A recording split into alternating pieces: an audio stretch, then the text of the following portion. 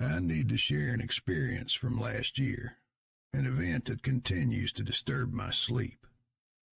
I have served as a brain surgeon for 11 years at Valley Presbyterian Hospital in Paramus, New Jersey, located just outside Newark. Typically, I rely on tangible evidence, such as X-rays and CT scans, and do not readily accept phenomena without a clear explanation. However, the events of last March fundamentally challenged my understanding of the human brain. To be clear, this is not a tale of ghosts or supernatural entities. The occurrences I am about to describe are substantiated by medical records, witnessed by other physicians and nurses, and recorded by equipment. Yet none of us can provide a rational explanation, and that remains the most unsettling aspect. Allow me to provide some background information. My work is within a Level 1 trauma center, meaning we manage the most severe cases. These include victims of car accidents, construction mishaps, gunshot wounds, and falls from significant heights. If someone sustains a critical head injury in northern New Jersey, there is a high probability they will end up under my care. I have performed this type of surgery hundreds of times. Brain surgery is my specialty, and I believed I had a comprehensive grasp of it. The 14th of March began like any other night shift. I was on call, responsible for emergency cases arriving between 6 in the evening and 8 the following morning. The weather was cold, typical for late winter in New Jersey, with temperatures in the 30s, a damp chill that penetrated deeply. I recall standing outside the hospital around 11 in the evening, consuming poor-quality cafeteria coffee, simply trying to remain alert. Distant sirens and highway traffic, the usual city sounds, were audible. My pager activated at 11:47. This small device alerts doctors when the emergency room requires our presence. The message indicated a 34-year-old man with severe head trauma was en route, having fallen head first onto concrete from the 4th floor of a parking garage. Typically, individuals who fall from such a height and land on their head do not survive. Yet, this man, barely clinging to life, was still alive. I proceeded to the emergency room. His name was Cole Franklin, a young man with brown hair and a medium build, completely unconscious. We utilize a scale ranging from 3 to 15 to assess the depth of unconsciousness. A score of 15 signifies full alertness and verbal communication, while 3 indicates the deepest possible state of unconsciousness. Cole's score was a 4, which is nearly as critical as it gets while still being alive. Dr. Vivian Arnold, the emergency room physician, presented the CT scan, our imaging tool for viewing inside the skull. The sight of it caused my stomach to clench.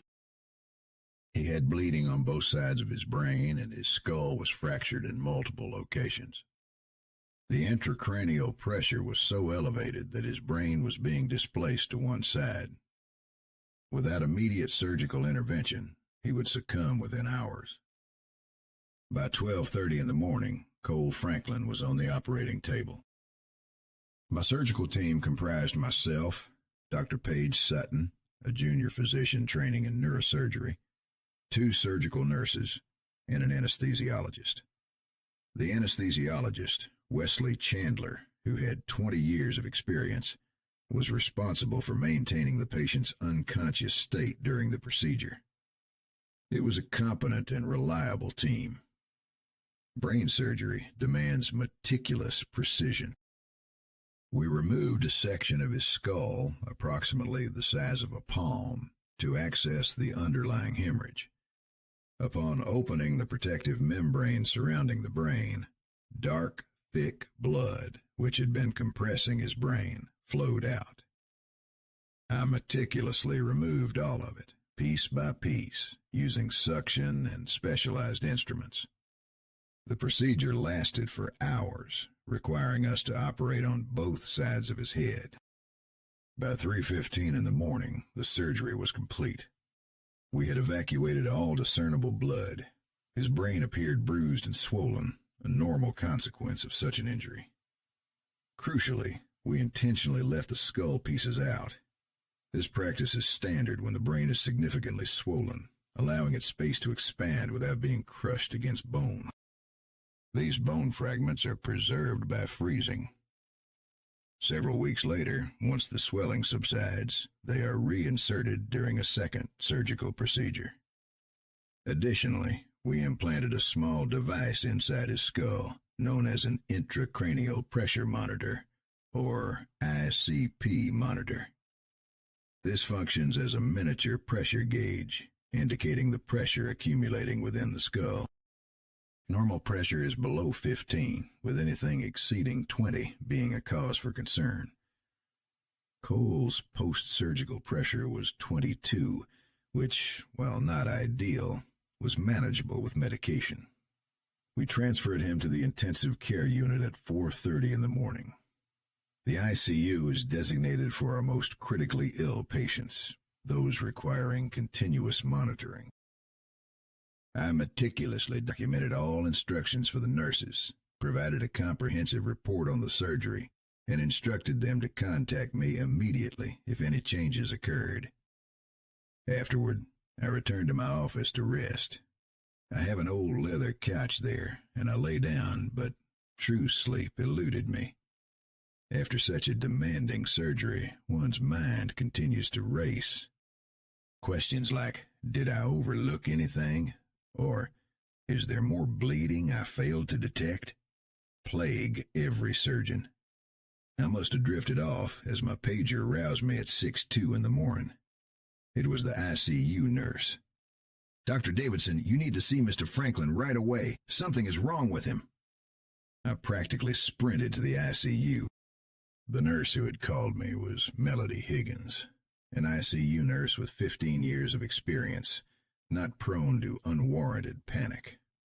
However, the expression on her face immediately conveyed the gravity of the situation. "His pressure reading spiked to 45 about 20 minutes ago," she informed me. "We administered all the prescribed medications, but it is not decreasing. And, doctor, there is something else you need to observe for yourself." I entered Cole Franklin's room. He appeared unchanged from when we concluded surgery just a few hours prior. Pale skin, bandages enveloping his head, a breathing tube secured in his mouth, with a machine performing his respiration. However, upon observing the pressure monitor, my heart sank. It displayed 48, a critically high reading, the kind of pressure that proves fatal. "Did you administer another dose of the medicine?" I inquired. "We did, twice. No change." I examined the other monitors. His blood pressure was excessively high, 180 over 110. His heart rate was slow, 62 beats per minute. These are classic indicators that a patient's brain is under extreme pressure, representing the body's desperate attempt to force blood into the brain. When this combination of symptoms is present, it signifies that the patient is dying. "We need to transport him back to the CT scanner immediately," I declared, suspecting new bleeding. We swiftly returned him for another scan. I observed the images materializing on the screen, slice by slice, through his brain. I anticipated discovering fresh bleeding, perhaps indicating surgical failure or a dislodged component.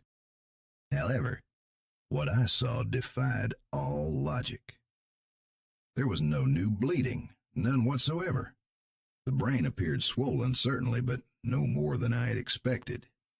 In fact, it seemed marginally improved compared to before. The displacement of the brain to one side had lessened. "Run it again," I instructed the CT technician. He regarded me with a peculiar expression. "Doctor, we just completed a full scan." "I know. Do it again." He complied, yielding identical results. No bleeding, No discernible reason for the pressure to be 48. We returned Cole to the ICU. I meticulously inspected every connection on the pressure monitor, confirming everything was secure. The device was functioning correctly. I could discern the normal waveform pattern on the screen, yet it conveyed an impossible reading. Then, something peculiar occurred. I stood beside his bed, my hand resting on his chest, contemplating the next course of action. I perceived a vibration, very faint, akin to standing near a washing machine during its spin cycle. However, we were not in proximity to any such machinery. I lifted my hand and examined it. Nothing. I replaced it on his chest. There it was again, a rhythmic vibration that did not correspond to his heartbeat or respiration. Melody, come here. Place your hand on his chest. Tell me what you feel. She complied, her eyes widening. What is that? Is it from the air conditioning system? Air conditioning does not produce a pulse like that, I stated. Dr. Sutton had arrived for morning rounds. I summoned her. Paige, place your hand on his chest. Tell me what you feel. She did, and looked at me with confusion. I do not understand. Where is that coming from? 3 physicians and a nurse all felt the same inexplicable vibration emanating from a patient who was supposed to be profoundly unconscious. The pressure monitor now displayed 51. Over the subsequent hour, we conducted every available test, blood tests, chemistry panels, everything.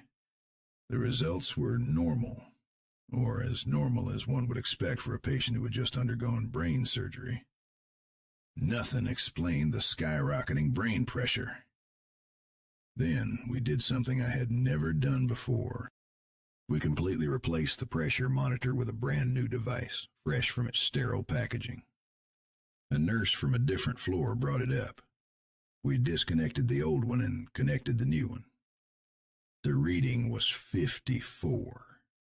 That is impossible, Dr. Sutton declared. If his pressure were truly that high, he would be dying right now. His pupils would be dilated and fixed. But observe him. His pupils are normal. They react to light. His heart rate is stable. His blood pressure decreased with medication. By every other measure, he is stable. She was correct. 2 distinct pressure monitors, both correctly positioned and functioning properly, indicated that his brain was under lethal pressure. Yet the patient appeared stable. It was akin to a thermometer registering a fever of 110 degrees, while the individual appeared perfectly healthy. At 8:30, I contacted my superior, Dr. Blake Wagner. He had been a brain surgeon for 30 years. If anyone had encountered such a phenomenon, it would be him. I recounted the entire situation. He remained silent for a long moment. Eric, I am coming in right now, he stated. Do not take any further action until I arrive. He appeared within an hour. I guided him through every detail, the fall, the surgery, the impossible pressure readings. He listened without interruption. Then he entered Cole's room. I observed through the window as he examined the patient, checked his pupils, and reviewed the monitors. Subsequently, he placed his hand on Cole's chest. I witnessed him recoil his hand, then slowly replace it. He, too, felt it. He emerged from the room looking pale. I need to show you something in my office, he said. We proceeded to his office. He unlocked an old file cabinet, the kind no longer in use since everything is now digitized, and retrieved a thick, age-yellowed folder. This occurred 17 years ago, he explained, before your tenure here, before we had electronic medical records. It detailed a case from 2008. A 29-year-old woman named Haley Chambers, who had been involved in a severe car accident. Dr. Wagner had operated on her, removing blood from around her brain, precisely as I had done for Cole Franklin. The notes were handwritten in Dr. Wagner's script. I perused them until I located the section he wished me to see. Day after surgery, patient doing well, but pressure monitor showing readings of 52 to 58, even though patient looks stable. Change monitor twice, same readings. CT scan looks fine. Cannot explain it. 2 days after surgery, pressure now reading 61. Patient still looks okay. Pupils normal, blood pressure controlled. Call the device company. They say monitor is working correctly. Notice the strange vibration when examining patient. Do not know what is causing it. 3 days after surgery. Patient died at 4:30 this morning. Listed cause of death as complications from brain injury. Family did not want an autopsy. I looked up at Dr. Wagner. Did you ever ascertain what happened? No, he replied. I attempted to. I contacted the company that manufactures the monitors. They dispatched an engineer. He tested everything and confirmed it was all functioning correctly. I consulted a colleague at Johns Hopkins, one of the nation's foremost experts on brain pressure monitoring. He offered no explanation. Eventually, I convinced myself I'd overlooked something during surgery, some minor bleeding I failed to detect. But you never truly believed that, I interjected. No, I did not. And now it is happening again. We returned to the ICU. Over the next 6 hours, Cole Franklin's condition remained stable. His blood pressure was regulated. His pupils remained normal and reactive. The breathing machine ensured his oxygenation. However, the pressure monitor continued its ascent. 56, 59, 62. At 3 in the afternoon, I was seated at the nurse's station when Melody summoned me. Dr. Davidson, his eyes are open. I rushed to his bedside. Cole Franklin's eyes were indeed open. More than merely open, they were moving, tracking movement. I moved my hand from left to right, and his eyes followed it. I stepped back, and his gaze found me. This should have been impossible. He was under heavy sedation, powerful medications that ought to have kept him completely unconscious. Yet his eyes are alert, aware, observing. The pressure monitor displayed 67. Dr. Wagner re-entered the room. This is not medically possible, he stated. A pressure of 67 should induce immediate death, yet he is awake and aware. What do we do? Dr. Sutton inquired. No one had an answer. Word of the situation spread throughout the hospital. Nurses from other units visited during their breaks, simply to observe the patient, who defied all medical logic. Some felt the vibration when they touched his chest. Others did not. However, everyone concurred that something was fundamentally amiss with this situation. That evening, the hospital's medical device specialist, Austin Shepard, arrived.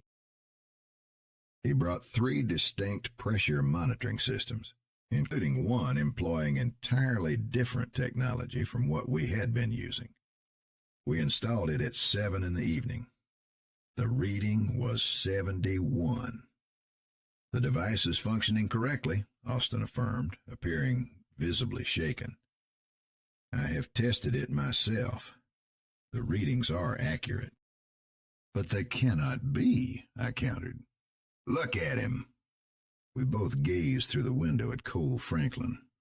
His eyes remained open, still tracking movement. A nurse was adjusting his intravenous fluids.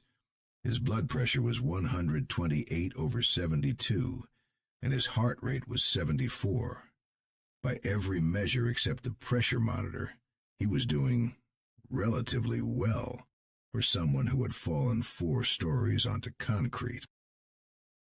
That night, I remained at the hospital. I could not depart. I accessed every medical article I could find concerning brain pressure, head injuries, and monitoring equipment. I read for hours.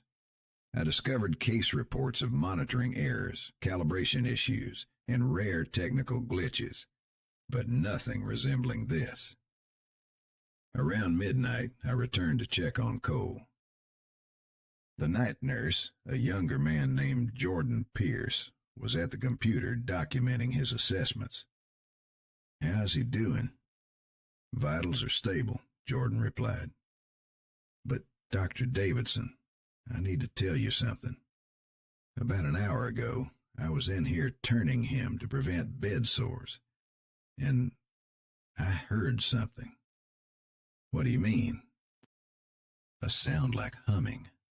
Very low, almost below hearing. I initially thought it might be the ventilator or some equipment, but I checked everything. It was not any of our machines. It was emanating from him." I approached the bedside. Cole's eyes were now closed. His body had finally succumbed to the sedation. I stood there in the dim light, listening, and I heard it. Jordan was correct. A low humming sound, so deep that one felt it in the chest more than heard it with the ears. I returned to my office and retrieved the old file Dr. Wagner had shown me. I reread the case notes on Haley Chambers, more carefully this time. Near the end, Dr. Wagner had hastily written, "Nurses reported unusual sounds from patient's room on the night she died. Investigated, but could not find the source." I leaned back in my chair, staring at the ceiling. 2 cases, 17 years apart, same hospital, same impossible pressure readings, same unexplained vibrations, same sounds. The following morning, March 16th, I arrived at 6 in the morning.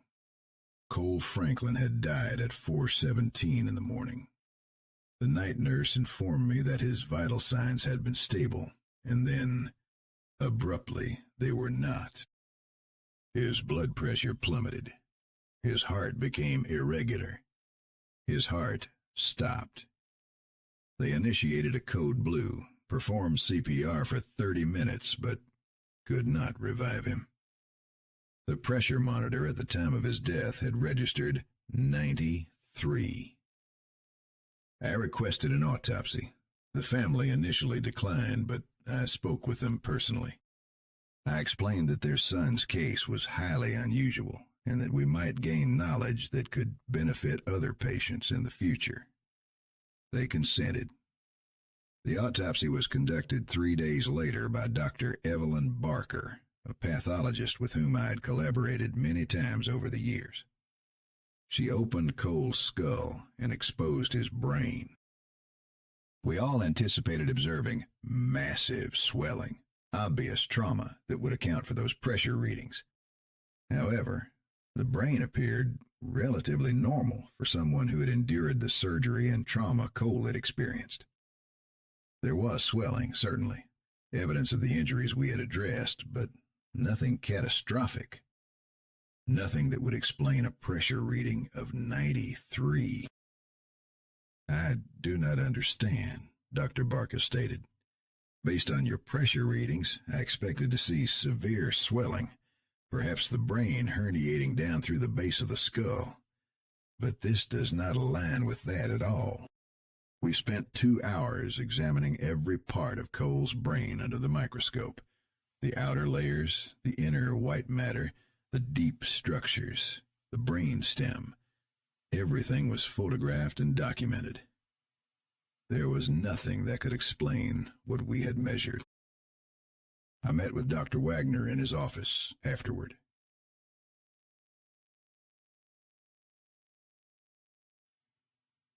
We sat in silence for a prolonged period. "What do we do with this?" I finally inquired. In Haley's case, I documented everything in her medical record.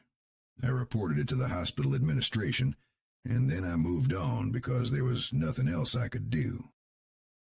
The family did not desire further investigation. The hospital was not interested in what they termed a medical device issue, and I had other patients who required my attention. "But you never truly believed that," I interjected. "No, I never forgot."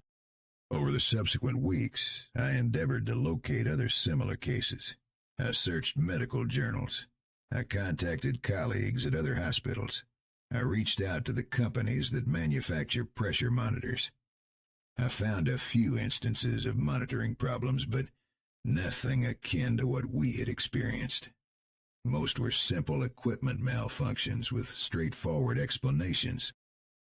Then, I discovered something, not in a medical journal, but on an online forum where neurosurgeons discuss unusual cases.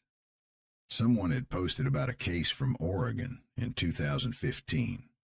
Severe head injury, emergency surgery, impossible pressure readings that did not correspond to the patient's actual condition. The post had only 3 replies, all attributing it to equipment error. I sent a private message to that surgeon, Dr. Derek Pfizer, practicing in Portland. He responded within hours. "I have never discussed this with anyone outside my team," he wrote back. "Everyone believed I was incompetent, but I know what I observed. The monitors were functioning correctly, and yes, there was a vibration and a sound. Low frequency, almost below hearing. The patient died after 36 hours. The autopsy revealed nothing that explained it." We spoke on the phone the following day. He had attempted to investigate, just as I had, and had encountered the same obstacles. No similar cases in the medical literature. No interest from his hospital. The grieving family did not wish their loved one to become a research subject. "Did it occur in the ICU?" I asked. "Yes, room 412. "What time of day did the pressure begin to rise?" There was a pause. "Early morning, around 6. Why?"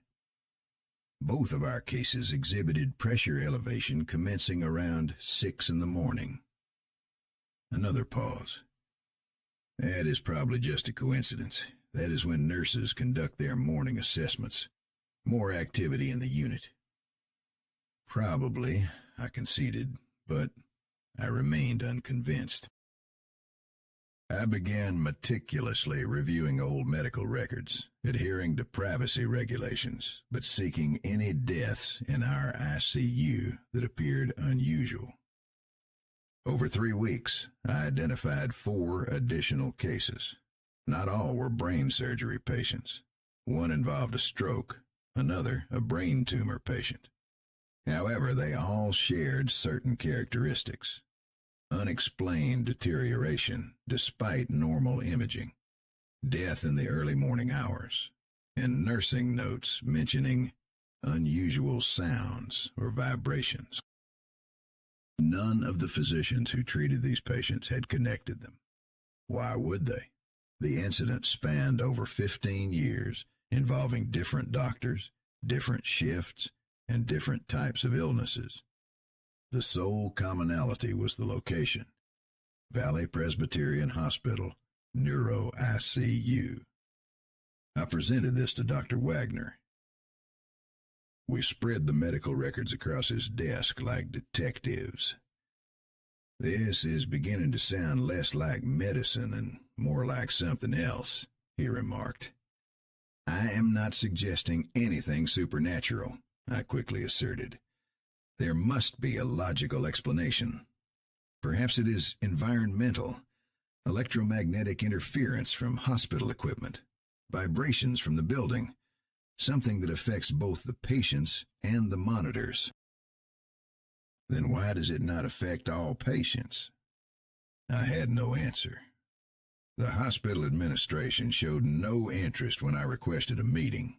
I presented all my findings to the chief medical officer and the head of patient safety. They listened politely. Then they informed me that I was perceiving patterns that did not exist, that I was experiencing something called confirmation bias, where one sees what one is looking for, even when it is not truly present. They suggested I was exhausted and should take time off. I did not take time off. Instead, I contacted the monitoring device companies again. This time, one engineer took me seriously. Her name was Kinsley Pratt, and she worked for one of the major manufacturers. "We have received reports like this before," she told me over the phone. "Not many. Perhaps a dozen over 20 years from different hospitals across the country. Always the same pressure readings that do not align with reality. Unexplained vibrations, sounds. We have investigated every time. The devices are functioning correctly." "So what is it?" I inquired. "We do not know. Our best hypothesis is some form of environmental interference we have not identified. But honestly, Dr. Davidson, the cases are too rare. We cannot justify allocating resources to research it." Following that conversation, I began to relinquish the matter, not because I desired to, but because I had no choice. I had other patients, other surgeries.